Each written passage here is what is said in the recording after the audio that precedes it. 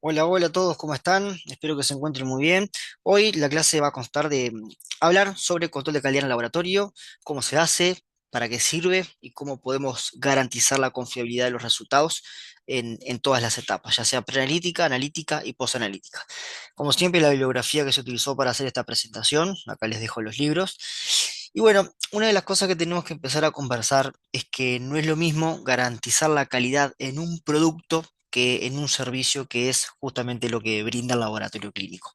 Acá les traigo, por ejemplo, si tenemos el casco de una moto y nosotros queremos ver si es un casco de calidad, podemos hacerle diferentes pruebas y tenemos dos opciones.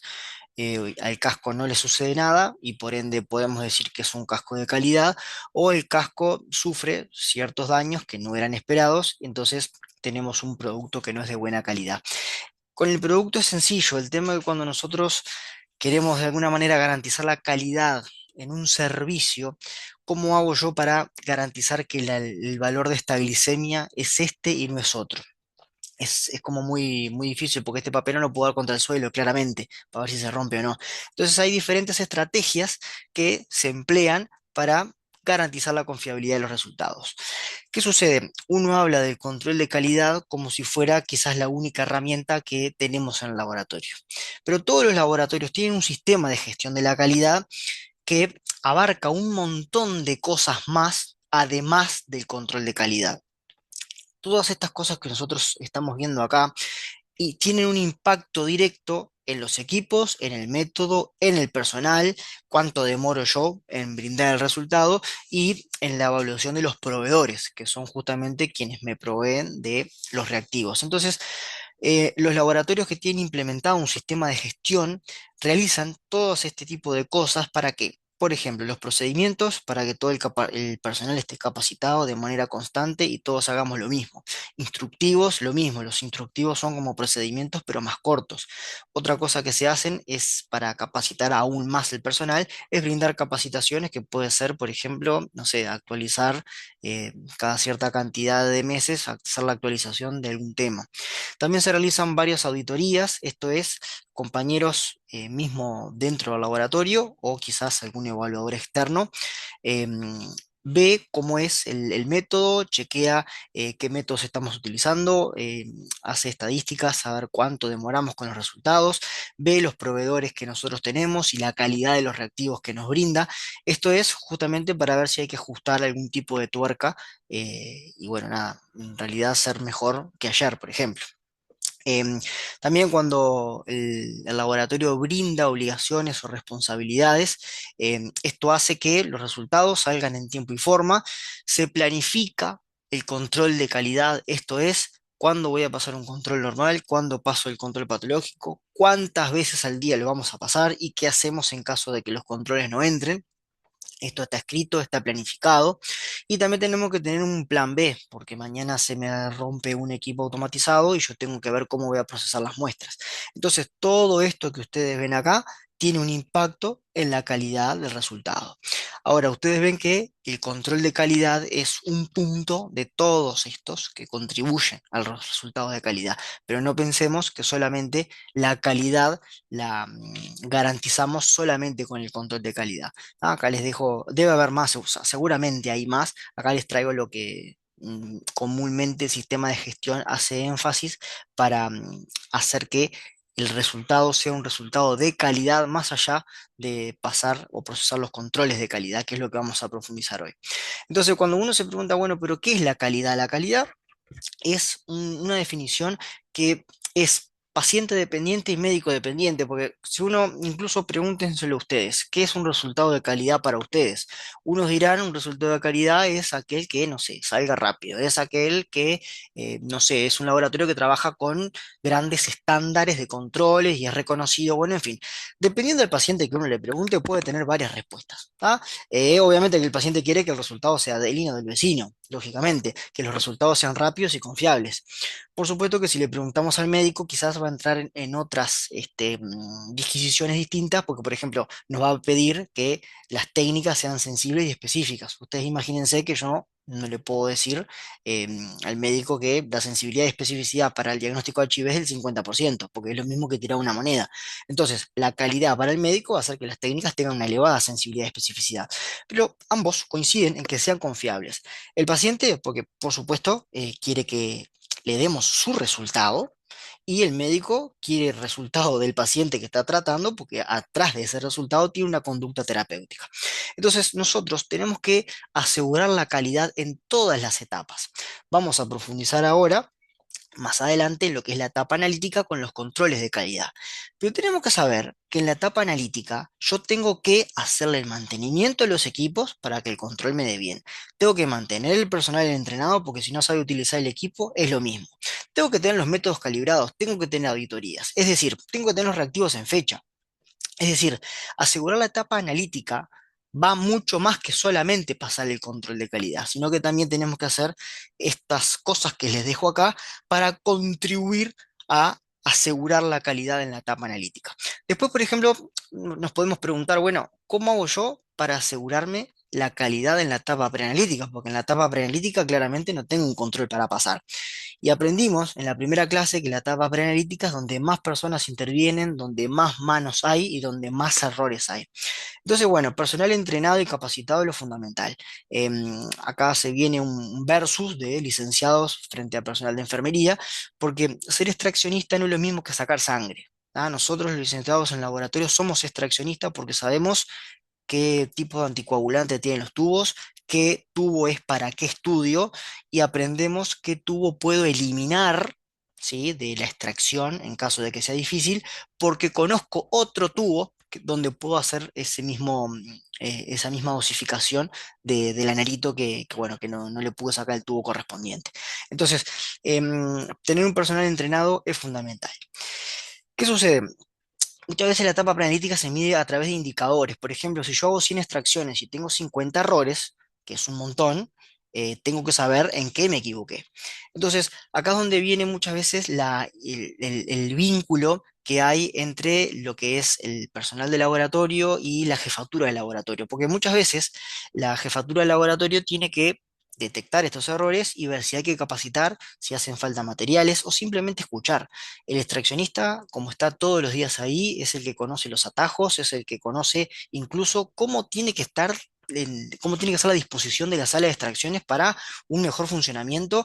O sea, simplemente la jefatura muchas veces con solo escuchar ya está contribuyendo de manera significativa para que estos indicadores puedan bajar.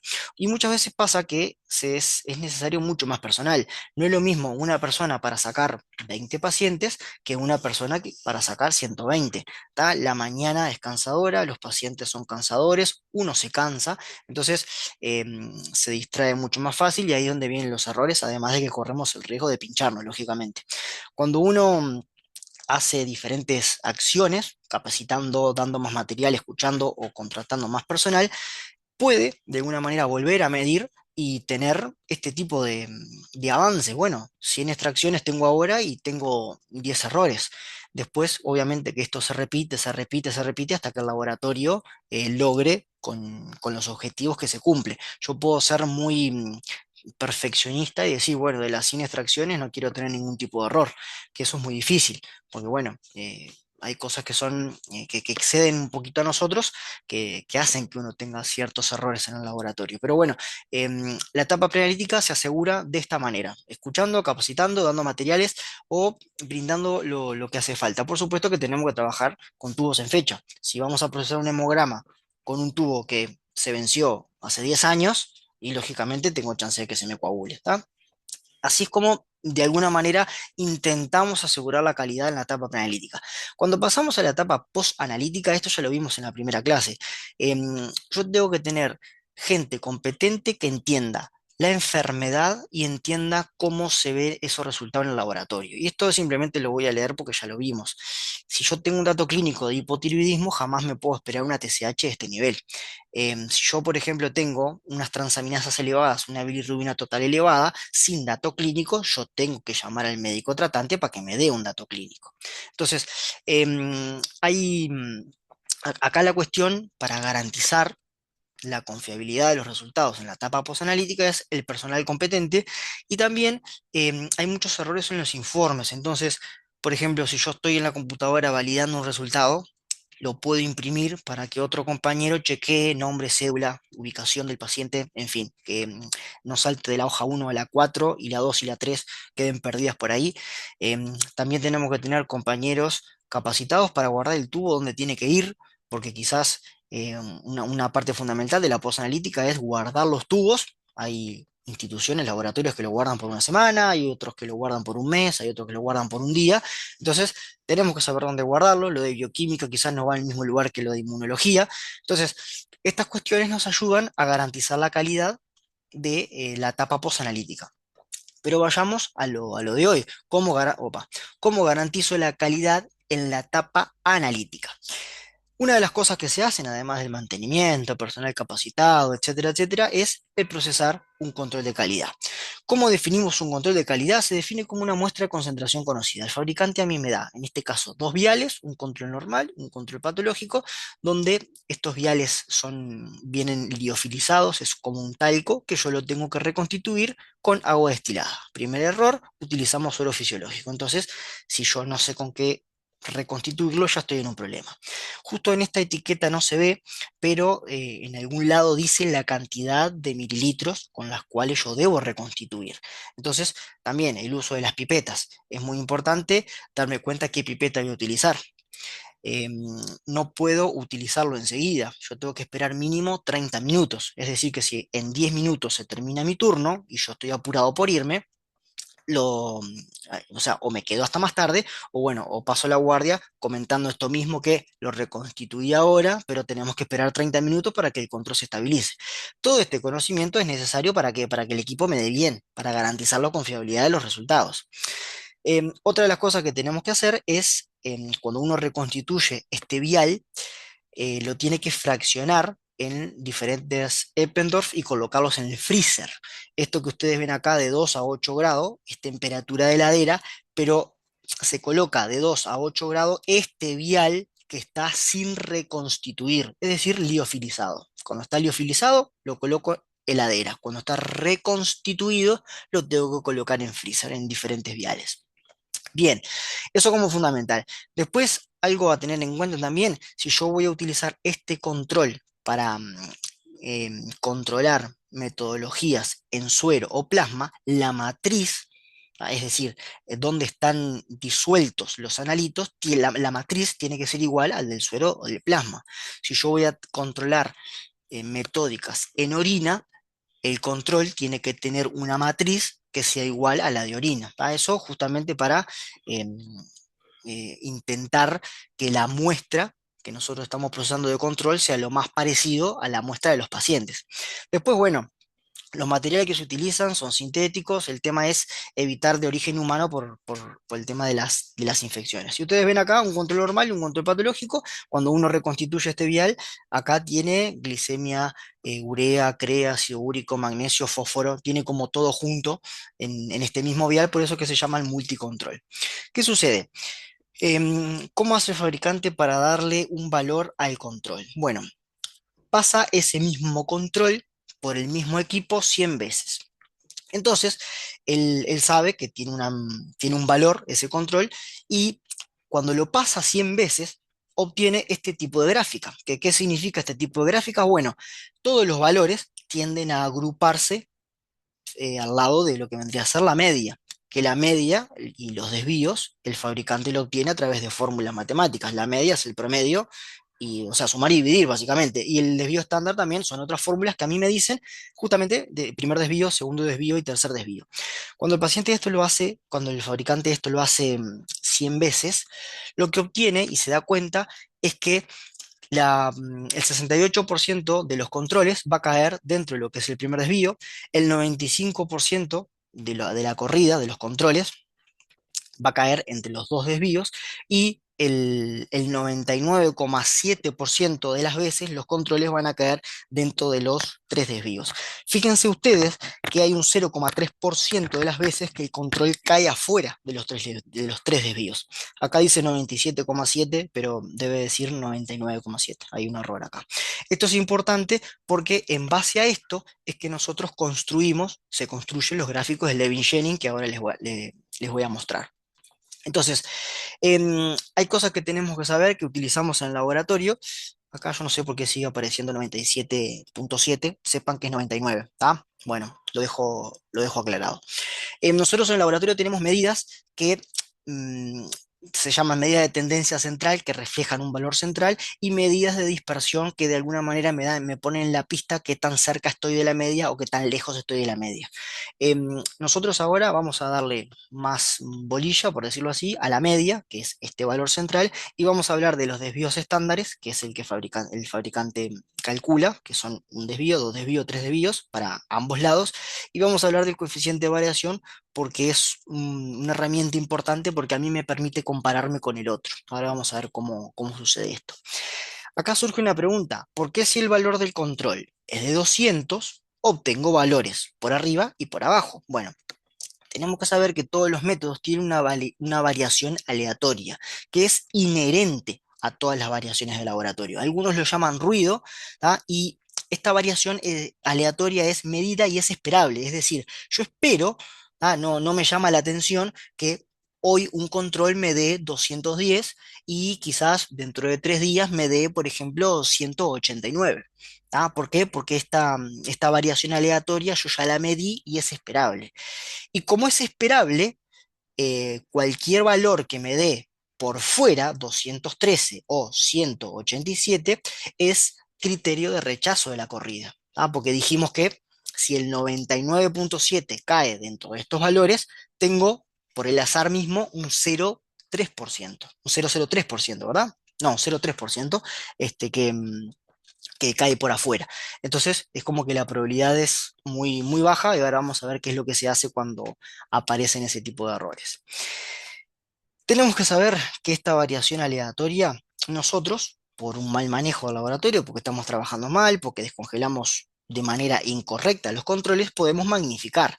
¿Qué significa? Por ejemplo, si la variación aleatoria hoy iba a caer, por ejemplo, acá en 206, yo puedo contribuir para que esto me dé por fuera, porque no le hice el mantenimiento, porque descongelé el control de manera inequívoca, o sea, equivocada. Entonces, en vez de darme 206, termina dando 215. Entonces, tenemos que saber que nosotros mismos, cuando trabajamos mal, hacemos que esta variación aleatoria aumente y pueden ser criterios de rechazo de la corrida porque me dan por fuera de los tres desvíos, por ejemplo. Entonces, cuando esto está acostado, sí apareció, bueno, acá apareció el 99,7. Bueno, cuando esto está acostado, ¿ah? Simplemente cuando extrapolamos los desvíos, nos encontramos con el gráfico de Levin-Jennings. Y ustedes, que esto lo vemos todos los días en el laboratorio, acá no, acá nos sirve, que es como más amigable para ver, entre el 1 y el -1 desvío, nosotros sabemos que van a caer 68% de las veces el control acá. Sabemos que entre el +2 y el -2 van a caer el 95% de los controles acá, y entre el 3 y el -3, la probabilidad de que el control caiga acá es del 99,7. Ustedes ven que si tomamos el +2 y el -2, decimos que acá el control de 100 veces, 95 va a caer acá. Que muchas veces los laboratorios es como el desvío máximo que se permite, porque vamos a ver ahora que yo me puedo permitir que un control caiga entre el +2 y el +3, pero ya dos controles consecutivos no. Y eso es un tema de probabilidad y es un tema de reglas que vamos a empezar a comprender ahora. Antes de eso, vamos a decir dos palabras del coeficiente de variación. El coeficiente de variación dijimos que es una medida de dispersión, es decir, me pone en la pista a mí cuánto me alejo de lo que es la media. Entonces, me permite a mí comparaciones entre diferentes métodos y diferentes analitos, porque por ejemplo, imagínense que la curva verde, yo acá les traigo ejemplos, pero vamos a hablar lo que es más lindo. Imagínense que la curva verde es la hemoglobina, y yo les digo que, no sé, mi equipo, la hemoglobina tengo, no sé, un desvío estándar de, no sé, 0,5 gramos de cilitro, y ustedes dicen, ah, bueno, sí, pero yo el de las enzimas, el de la AST, tengo un desvío de, no sé, 7 unidades internacionales. Es como tratar de comparar papas con boñatos. Pero ¿qué pasa? El coeficiente de variación, como es un porcentaje relativo, porque yo lo que hago es agarrar un desvío, ¿tá? Lo divido por la media, ¿sí? Y lo multiplico por 100, es decir, que cuanto más largo, más grande sea el desvío, muchísimo más me va a dar esta fórmula, y acá les traigo el ejemplo. Imagínense el ejemplo que yo les traía, la hemoglobina y la ALT. Yo les digo, tengo una media de 14 y un desvío de 0,2. Y ustedes me dicen, yo tengo la ALT que tiene una media de 110 y un desvío de 11. Bueno, bárbaro, pero ¿cómo comparamos esto? Bueno, con el coeficiente de variación. Agarramos este desvío estándar, divido la media, y claramente yo puedo ya decir que mi metodología de la hemoglobina es como de alguna manera más, más fiel. ¿Sí? Se mueven muy poquitos los valores alrededor de la media comparado con la de la LT, que, bueno, claramente tiene un coeficiente de variación mayor. Esto está bueno saberlo porque hay diferentes normativas donde los coeficientes de variación son aceptables cuando son menores al 5%. Entonces, la hemoglobina pasaría, ¿ah? Pero la LT acá tendría que revisar mi metódica. Esto también sirve para comparar dos métodos iguales. Si yo quiero compararme ahora mi método de la LT con el método del vecino, utilizamos el coeficiente de variación. Yo le digo al vecino, mirá, el coeficiente de variación mío es del 10%, y él me dice, mirá, el coeficiente de variación mío es del 5%. Ah, y ahí ya concluimos que estamos hablando de que los desvíos que ambos tenemos son totalmente diferentes, como intento mostrarles acá. O sea, esto en realidad es para hablar y tratar de compararnos entre nosotros, mismo método o métodos diferentes. Lógicamente, tiene poco sentido comparar el ALT con la hemoglobina. Lo ideal es comparar ALT con ALT y hemoglobina con hemoglobina. Pero bueno, nada, se los traigo como manera de ejemplo, manera de discutirlo, y estas son las gráficas que nosotros tenemos. Cuanto más ensanchada, ustedes ven acá la curva roja, cuanto más ensanchado, ven que tiene más valores, ¿sí? Con respecto a la media, o sea, se dispersan más los valores con respecto a la media. Sin embargo, la curva verde, que acá me quedó tapada, la curva verde tiene como los valores mucho más pegaditos a la media, por eso su desvío es menor. Por ende, si su desvío es menor, su coeficiente de variación es menor. Bien, seguimos un poquito más. Cuando nosotros podemos construir insisto con esto, acá es 99,7. No voy a grabar el video de vuelta, se los voy diciendo cada vez que surge acá. Cuando nosotros tenemos esta campana de Gauss, que la extrapolamos y formamos el gráfico de Levi-Jennings, nosotros sabemos que cuando estamos entre el más 2 y el menos 2, eh, y pasamos 100 veces el control, sabemos que el 95,5 va a caer en estos menos 2 y más 2. Es decir, que de 100 controles, 5 por probabilidad me van a quedar afuera.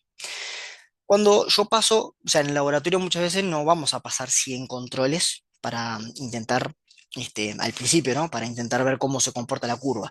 Pero ¿qué pasa? Este mismo razonamiento yo lo puedo pensar así. Si de 100 controles 5 me quedan afuera, de 20 controles 1 por probabilidad me queda afuera. Y es lo que hacemos en el laboratorio. Imagínense, acá tenemos 19 controles, entonces, que vienen bien, yo ya sé que por probabilidad hay uno que me queda afuera. Entonces, este acá vendría a ser el 5%.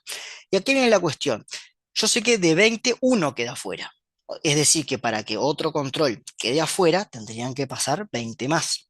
Entonces, este control está en una zona que se llama de alerta, que ahora lo vamos a ver más adelante, y se repite. Lógicamente, si todo está bien y esto fue producto del azar, el control va de alguna manera a ingresar y estar bajo control. El tema es que si el control vuelve a dar en esta zona, yo tengo que buscar una causa. ¿Por qué? Porque por probabilidad es imposible que dos controles queden fuera de manera consecutiva. Y acá es donde surgen las reglas. ¿Ah? Entonces acá tenemos la regla 22S, que es dos controles están por debajo o por encima, o sea, superan los dos desvíos estándares. Esto es como introducción a las reglas que vamos a empezar a discutir ahora en breve. Entonces ustedes ven que tenemos, voy a ir para atrás un poquitito, pero que tenemos un número grande y un número pequeño como de subíndice. ¿Qué significa? El número grande me dice el número de controles, y el subíndice, el chiquito, me dice la cantidad de desvíos que se superan. Entonces acá tenemos que un control superó los tres desvíos estándares, dos controles superaron los dos desvíos estándares y acá tengo cuatro controles que superaron un desvío. ¿Por qué me sirve esto? Porque si yo sé frente a qué error estoy, me ponen en la pista si yo estoy frente a un error sistemático o aleatorio. Entonces, si yo sé que estoy frente a un error sistemático, voy a hacer determinadas acciones. Y si estoy frente a un error aleatorio, voy a hacer otras acciones, que es lo que vamos a intentar explicar en las próximas presentaciones. Entonces, todos los laboratorios se rigen por estas gráficas de control y vamos a intentar hablar de algunas de ellas y ver cómo es que se ven en las gráficas. Vamos a arrancar por la regla 13S, que significa que un control superó los tres desvíos estándares. Dijimos que la probabilidad de que esto pase era 0,3%. Entonces, esto automáticamente me rechaza la corrida. Lo que uno debe hacer acá es repetir nuevamente el control porque esto puede ser un error aleatorio. ¿Ah? Vamos a definir ahora lo que es el error aleatorio, pero primero quiero que vean cómo se ven y a qué regla pertenece. Otra cosa que nos puede pasar es lo que hablamos anteriormente, que es la regla 1-2S, es decir, tengo un control que supera los dos desvíos estándares. Nosotros dijimos que cuando pasamos 20 controles, solamente el 5% haría que yo espere un control afuera. Entonces, esto en realidad, digo, bueno, tengo 19 controles, el control número 20 lo espero afuera por un tema de probabilidad, pero no deja de ser una regla de alerta.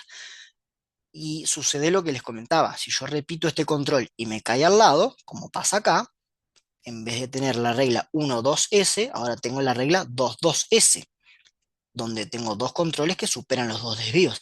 Esta es una regla donde yo tengo que rechazar. ¿Por qué? Por lo que les explicaba en la presentación anterior. Por un tema de probabilidad, esto no podría ocurrir. Este control, si este fue por el azar, este control tendría que estar acá arriba. Si el control lo encuentro en esta zona, es porque hay algo que está haciendo que continuamente la medida tire para abajo, que es como el principio del error sistemático, que ahora vamos a ver cómo me doy cuenta. Entonces, vamos a este otro lado acá. Paso el control, estoy entre -1 y -2. Estoy ahora en una zona de alerta. Este ejemplo es el mismo que este. Acá estoy en una zona de alerta. Lo paso de vuelta y me voy para el otro lado. Quedo entre los más -3, pero si se dan cuenta, cruzo 4. Tengo un rango de 4 desvíos estándares. Entonces paso de estar entre el -2 y el -3 de un lado a pasar al 2 y el 3 del otro. Si ustedes se dan cuenta, este caso y este caso es igual. Lo único que acá tengo dos controles por debajo del mismo desvío y acá yo tengo dos controles consecutivos, pero en desvíos opuestos. Cuando yo tengo un control en el -2, entre el -2 y el -3, y después salta para el 2 y el 3, tengo un rango que excede 4 desviaciones. Entonces la corrida se rechaza. Y después puedo tener la regla 4.1S, donde tengo cuatro controles por debajo de un desvío y peor aún, puedo llegar a tener 10 controles por debajo de un desvío. Este que está acá tendría que estar un poquito más acá. Estos dos controles, estas dos reglas me ponen en la pista de que puedo tener un error sistemático. ¿Y qué es esto del error sistemático? ¿Cuándo me di cuenta? Bueno, ahora lo vamos a ver, pero antes quiero mostrarles esta otra presentación. Acá yo les puse el ejemplo con un nivel de control, pero dijimos que en el laboratorio tenemos dos niveles de controles. Entonces, esto que yo veo así en un nivel de control, cuando tengo los dos niveles de control, imagínense que este de la izquierda es el normal y este es el patológico. Cuando yo tengo solamente un nivel de control es más fácil, porque me fijo en una gráfica sola. Ahora, la regla 22S que yo tengo en un nivel de control pueden verse así cuando tengo dos controles, donde uno me supera a los dos desvíos estándares, que sería una regla de alerta, pero el otro también. Entonces, en conjunto, es como que la sumatoria hace que en conjunto violen la regla 22S. 22S. Después teníamos la regla de R4. ¿Cómo lo veo cuando tengo dos controles? Cuando tengo uno que me supera los dos desvíos estándares para abajo y el otro los dos desvíos estándares para arriba. Lo que yo veo así, de esta manera, de forma consecutiva, cuando tengo dos, tengo uno para abajo y el otro para arriba, que en conjunto violan la regla R4. Después tenemos este otro, la 41S. donde en conjunto se puede ver así. Tenemos el normal, que me muestra dos controles por debajo del -1, y el patológico, donde tengo dos controles por debajo del -1. En conjunto, me viola la regla 4.1s. Y muy parecido la violación de la regla 10x o 10.1s, donde en conjunto se verían 5 de un lado y 5 del otro.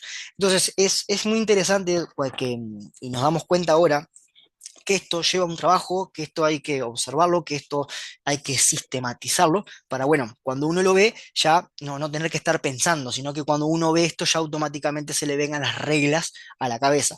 Es por eso que muchas veces hay licenciados que están específicamente para este tipo, para chequear este tipo de errores y ver qué es lo que se está haciendo bien y qué es lo que se está haciendo mal. Acá lo que les dejo es que, por ejemplo, hay errores que yo los puedo ver cuando los aplico a un nivel de control, y hay errores que los puedo aplicar a los dos controles. Por ejemplo, dentro de una corrida se puede aplicar tanto la regla 1.3s a cada material, pero la regla 2.2s y la regla R4s la puedo aplicar entre materiales. Nada, esto después lo leen, es ver qué reglas puedo aplicar a un control o qué reglas puedo aplicar entre controles. ¿Tá? Acá la regla, por ejemplo, 4.1s se puede aplicar entre materiales y entre corridas. Bueno, lo mismo con la 10. Entonces, hay cosas que en el laboratorio tenemos que saber que es precisión y exactitud. Y la vamos a definir y vamos a intentar dibujarlo con este gráfico que lo pone mucho de ejemplo, que es el del tiro al blanco. Vamos a definir precisión cuando yo tengo resultados muy próximos entre sí, que no significa que estén en la media, porque si yo tengo resultados en la media, que es el valor verdadero, soy exacto. Entonces, vamos a ver las opciones que tenemos. Vamos a imaginar que yo tengo un método analítico que estoy continuamente dando resultados acá arriba. Ustedes ven que estos resultados están muy próximos entre sí, pero están lejísimos del valor verdadero. Entonces digo que soy muy preciso y poco exacto. Puedo tener esta otra situación donde tengo valores de controles que me recorren toda la gráfica, y si ustedes ven el punto central, no le pego al valor verdadero y todavía ni me acerco entre los mismos puntos. No soy ni preciso ni exacto. Y después tengo la situación que es la más difícil de todas, es que tiro 100 veces y las 100 veces le pego. Que esto ya dijimos que había una variabilidad propia del sistema que era inherente al método, que esto es ser exacto las 100 veces es prácticamente imposible. Pero bueno, son las variantes que uno puede llegar a tener, y acá tenemos el tiro al blanco para mejor visualización. Insisto, con esto es 99.7.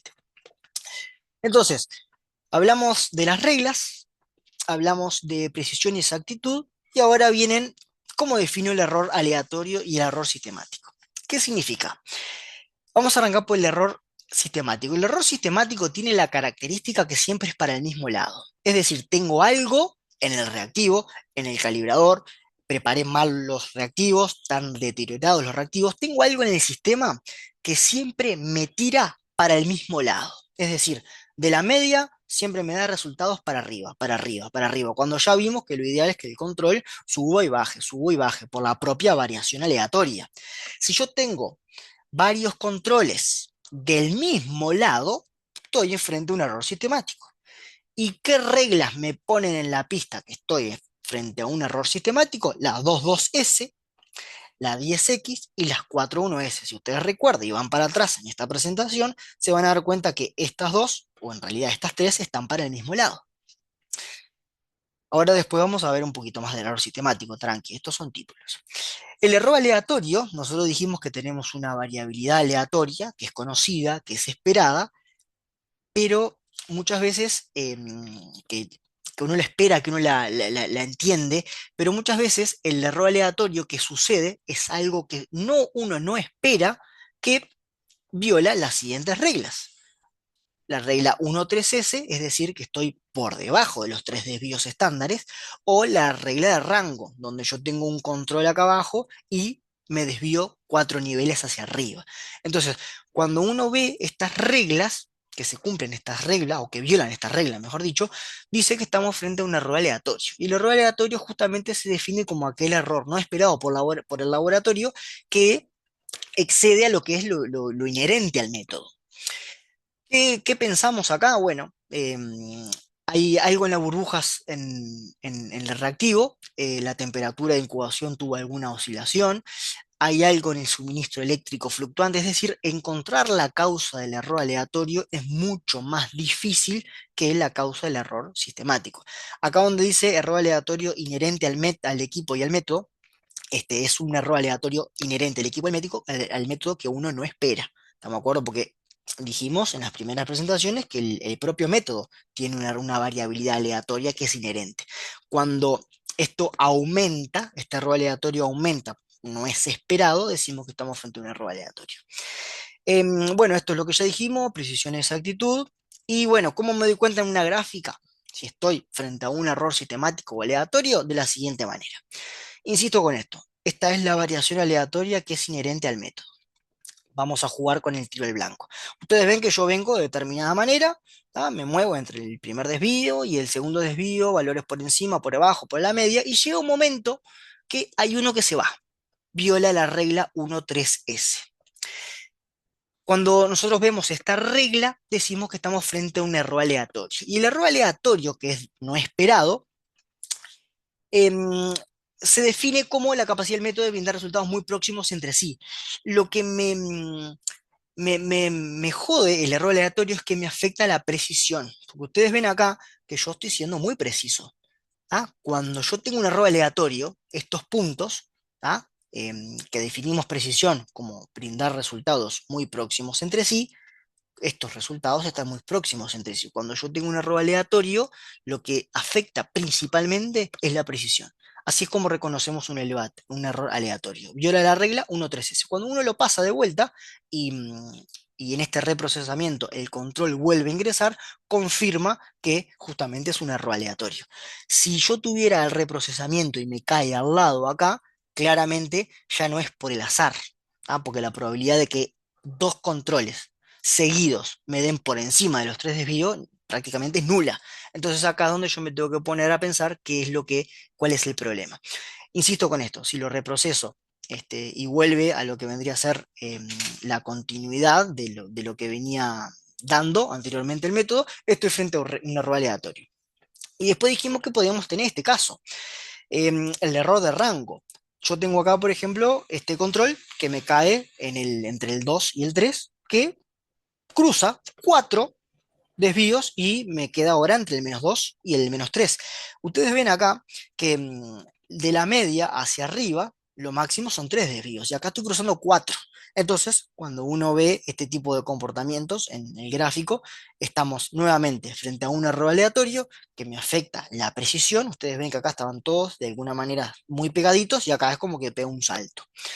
Bien, cuando entramos a ver ahora el error sistemático, yo tengo una mnemotecnia acá que me gusta mucho, que es si a tu ex, donde el error sistemático afecta principalmente la exactitud. Solo acá tenemos un valor verdadero, ¿tá? Que es de 200 miligramos de decilitro. Cuando yo trazo mi propia media, me doy cuenta que tengo la media desviada, 206 miligramos de decilitro. Y dijimos que habían diferentes reglas que me ponían en la pista a mí que yo estoy frente a un error sistemático. Una de ellas es la 41S, donde tengo en principio acá 4 por encima de un desvío y acá tengo 10 por encima de un desvío. ¿Se acuerdan que habíamos dicho que es característico del error sistemático que siempre sea de la misma magnitud y hacia el mismo lugar? ¿Tá? Ustedes ven acá que la desviación con respecto a la media tiende a ser igual en todos los puntos. Y no es que tengo puntos por arriba y puntos por abajo, sino que tengo todos por arriba. El tema de esto es que hay que corregirlo, porque así como los controles me están dando para arriba, los resultados de los pacientes también me están dando por arriba. Y como dijimos que es un error sistemático, ya pensamos en las causas del error sistemático. Puede ser tema de reactivo, puede ser tema de calibraciones, pueden ser tema de lámpara, cosas que son como más fáciles de buscar. Me fijo en los reactivos, cuándo es que se abrió, cuándo es la fecha de vencimiento, en fin. Y acá les traigo un ejemplo. Ustedes imagínense que estamos midiendo la glucosa, acá yo les traje em, lo que vendría a ser los controles de la glucosa, donde yo tengo una media de 101, ya el fabricante me dice que tiene un desvío de 5, entonces lo que hacemos es calcular los desvíos y tenemos los diferentes valores. Dijimos que si el error sistemático tira el control para arriba, en este caso, el resultado de los pacientes va a tender al mismo comportamiento. Esto es muy interesante porque en este caso el control se eleva a 7 miligramos decilitro de la normalidad, ¿tá? En este ejemplo que les estoy poniendo. Si un paciente tiene 101, ¿tá? Va a pasar a tener 109. Hasta ahí, bueno, está. No habría de qué preocuparse, pero si el paciente tiene 120 miligramos de cilitro, yo le voy a informar 7 más de lo normal. Entonces lo voy a estar convirtiendo, o sea, voy a estar dándole al médico una buena razón para que piense que el paciente es diabético, porque cuando vamos a ver diabetes, cuando fíjense el video de diabetes, uno de los criterios es dos glicemias mayor o igual a 1,26. Y acá estoy como contribuyendo a que el médico piense que el paciente es diabético. Pero es simplemente porque tengo un error sistemático, que el control me lo tira para arriba y que, por ende, los pacientes van a ser perjudicados. Cosas que tenemos que saber. El error sistemático se corrige con la calibración. Ahora vamos a hablar un poquito de eso. El error sistemático son de igual magnitud. Ustedes ven las estrellitas todas para arriba. El error sistemático se traslada a los resultados del paciente. Acá les traigo un ejemplo. Y el error aleatorio se identifica volviendo a procesar el control. ¿Se acuerdan de lo que vimos en la presentación anterior? Que pasábamos el control y se entraba, decíamos que era un error aleatorio porque el anterior había superado los tres desvíos estándares. Cuando yo, cuando yo tengo un error sistemático, empiezo a chequear los reactivos, empiezo a chequear la lámpara, empiezo a chequear todo lo que aprendimos y intento arreglarlo. Muchas veces no llegamos a cuál es el verdadero origen del problema y decidimos calibrar. Y ahora vamos a entender por qué la calibración me sirve para ajustar los resultados y los controles. Cuando uno calibra, cuando uno calibra lo que hace es hacer una curva de calibración. Y vamos a imaginarnos que el calibrador tiene un valor de 120 miligramos de cilitro y en ese momento cuando yo calibré, estos 120 miligramos de cilitro tenían una absorbancia de 1,2. Entonces uno extrapola 1,2, ¿ah? Y tiene este punto y tiene este punto y traza una recta. Ustedes se acuerdan muy bien, si no les dejo un video de curva de calibración y demás, pero esta pendiente, cuando yo hago el inverso de esta pendiente, obtengo lo que es el factor. ¿Tá? Con este factor, cualquier valor de absorbancia que yo agarre y lo multiplique por el factor, me va a dar la concentración. Por ejemplo, 0,4 por 100 me va a dar 40. 0,6 por 100 me va a dar, si yo vengo a la gráfica, 60. Bueno, esto está medio chanfleada, pero bueno, vamos a hacer de cuenta que da 60. Entonces, esto es importante porque obteniendo el factor, ¿ah? Obteniendo este valor, cualquier valor de absorbancia, yo lo transformo en una concentración. Entonces, el fabricante me dice que los controles que yo proceso como una muestra, o sea que voy a tener una absorbancia y lo voy a multiplicar por este factor, los controles tienen que estar entre 86 y 116. 86 y 116. Es decir, que las absorbancias que aleatoriamente puede tener ese control son estas, que caen entre 86 y 116. ¿Ah? Cuando uno pasa los controles, las absorbancias, un día agarra una, otro día agarra la otra, es decir, tienen una variabilidad aleatoria conocida y estamos trabajando preciosamente porque ven que estamos entre el 1 y el -1. Pero llega un momento que esto que estaba tan lindo deja de estar lindo y empezamos a ver este comportamiento donde sistemáticamente todos los días veo que con respecto a la media hay controles que tienen la misma magnitud y están para el mismo lado. Esto, si ustedes se acuerdan, podríamos ponerle el nombre de 41S, que aprendimos que 41S dijimos error sistemático. Entonces, lo que uno interpreta es que hay algo que está continuamente haciendo que cuando paso el control, siempre la absorbancia me la tire para arriba. Entonces siempre estoy midiendo un resultado elevado de absorbancia todos los días la misma, todos los días la misma, todos los días la misma, en vez de aleatoriamente moverse entre estas absorbancias, siempre el sistema de medición mide absorbancias para arriba, absorbancias para arriba, absorbancias para arriba. Entonces lo que hago es calibrar. Cuando yo calibro, lo que hago es utilizar el mismo calibrador, que vale 120, pero me di cuenta que ahora el equipo, en vez de medirme 1,2, como era al principio, ahora estos 120 equivalen a 1,4. Y ustedes se dan cuenta que la curva, la pendiente de esta curva, azul, nueva, cambia con respecto a la original, hecha desde el primer día. Cuando uno hace la pendiente, calcula la pendiente, obtiene un factor totalmente distinto. Y esto es muy importante porque ahora el equipo, en vez de multiplicar por 100, la absorbancia que obtenga va a empezar a multiplicar por 83,3. Entonces, la absorbancia que sistemáticamente todos los días estaba obteniendo, en vez de caerme acá en 116, es como que se corrige, y cae ahí. Y esto lo esperable es que día a día comience a tener la variación aleatoria esperada. ¿Ah? Esto, por supuesto, que puede tener, em, porque lo puedo pasar los próximos días y esto empieza a correrse, a correrse, a correrse e instalarse acá de vuelta. Después, bueno, habrá que buscar otras cuestiones, pero lo medular de esto es que quiero que entiendan que cuando nosotros calibramos, lo que hacemos en definitiva es hallar un nuevo valor del factor. ¿Ah? Cuando uno halla un nuevo valor del factor, de alguna manera fuerza al equipo a obtener resultados donde el control quede en una zona más deseable con una variabilidad aleatoria de todos los días. Bien, hay cosas que nosotros en el laboratorio tenemos que tener claro. Una de ellas es el concepto de trazabilidad. Vamos a poner un ejemplo ahora muy vago, pero sirve porque no es no es sencillo de entender. Muchas veces me pueden decir a mí, bueno, y una auditoría, ¿no? Me dice, bueno, ¿y yo cómo sé que tus resultados son confiables? ¿Quién me garantiza a mí que tus resultados son confiables? Y yo le puedo responder porque em, mis controles de calidad son trazables a patrones internacionales. Bueno, ¿qué es eso? Cuando yo digo que soy trazable a un patrón internacional, estoy diciendo que el control de calidad que yo estoy brindando lo hago con un equipo que está en mi laboratorio, que este equipo que está en mi laboratorio fue calibrado, ¿ah?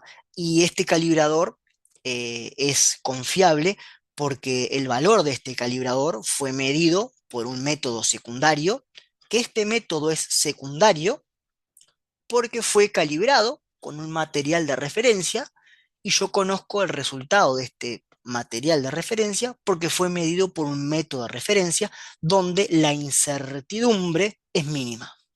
Entonces, cuando yo digo que soy trazable a patrones internacionales, estoy diciendo que puedo demostrar que mis resultados son confiables porque tengo documentos que de alguna manera evidencian todas estas cosas que le acabo de mostrar acá.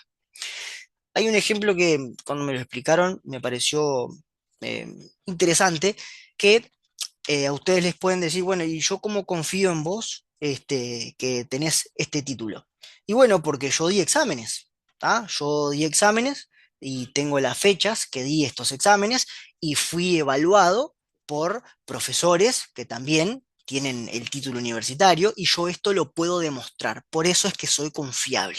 Entonces, cuando yo digo que soy trazable a patrones internacionales, digo que mis controles de calidad son seguros y confiables porque tengo documentos que especifican que mi equipo es confiable.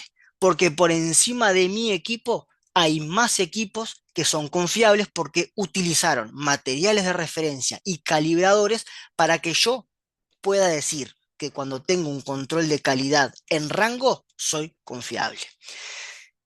Es la mejor manera que encontré para poder explicar un poco la trazabilidad, pero bueno, sepan que es la capacidad que yo tengo de demostrar que por encima mío hay un montón de calibraciones y comparaciones documentadas que hacen que yo pueda decir que mi control de calidad es confiable cuando entra en rango.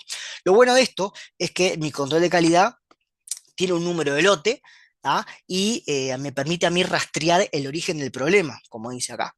Porque este número de lote me va a llevar a que fue hecho por un equipo y este equipo fue calibrado por por un método que es secundario, pero fue calibrado por un material de referencia. Es como que me permite a mí de alguna manera poder trazar el problema y, bueno, eventualmente poder solucionarlo.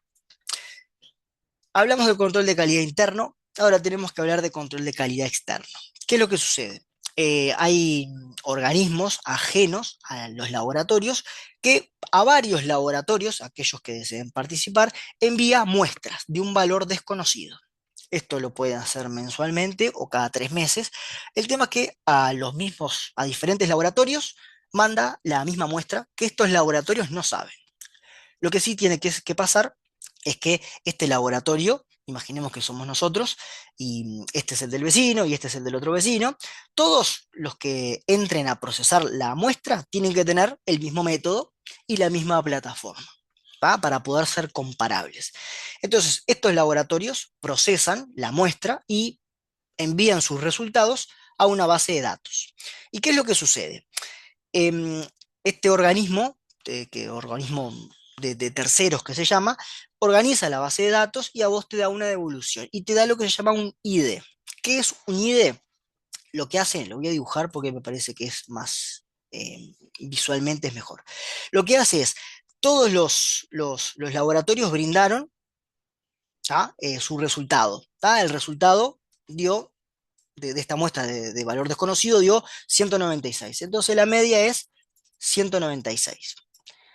¿Tá? Ellos, por supuesto que con todos los valores que reciben, hacen un desvío, dos desvíos, tres desvíos, y te dicen cuál fue te dicen el valor que vos reportaste y cómo estuviste con respecto a la media de tu grupo par, a la media de todos los laboratorios que tienen el mismo método y la misma plataforma.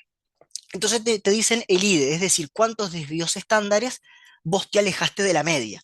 Entonces hay fórmulas para esto, que bueno, no importa, pero lo ideal, vamos a poner acá, ellos calculan 2 desvíos para arriba y -2 para abajo. Lo ideal es que cuando vos informes la muestra de este valor desconocido, se dice que el objetivo es que vos estés entre estos dos desvíos, que caigas por acá o que caigas por acá. ¿Ah? Que no pases de los dos desvíos estándares.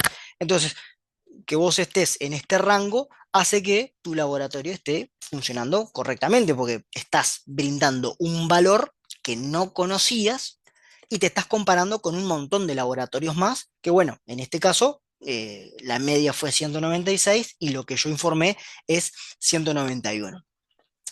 Otra cosa que te dan, ¿sí? Es el sesgo.